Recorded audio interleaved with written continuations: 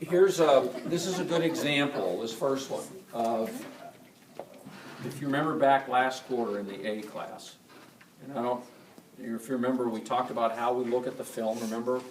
That are there many lung lesions that we talked about in lecture?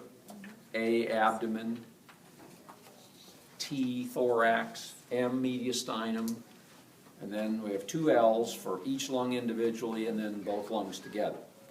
And this is a good example of why we look under the under the diaphragm at the abdomen. This is the normal gastric air bubble, but if you look at this, do you see there's a line going across over that? Mm-hmm. That's a bowel loop. You see here, another air fluid level. There's actually another faint one right here. There's even some here, some air fluid levels, especially right there, here, here, and in the left upper quadrant like that, that can be an indication of a bowel obstruction. And you get distended gas-filled loops of bowel because, see, there's no hostra here, you see? This looks like small bowel.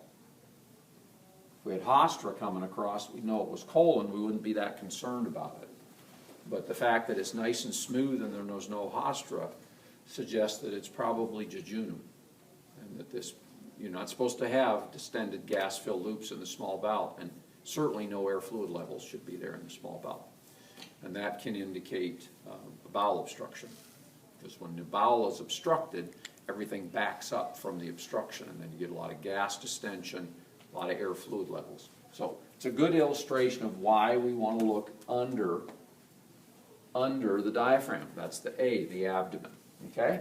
Would that be considered a pneumoperitoneum? No. Oh, okay. No, the gas is still inside the bowel. It's not external to it. It's still in the bowel. Okay. Okay, let's look at this one over here.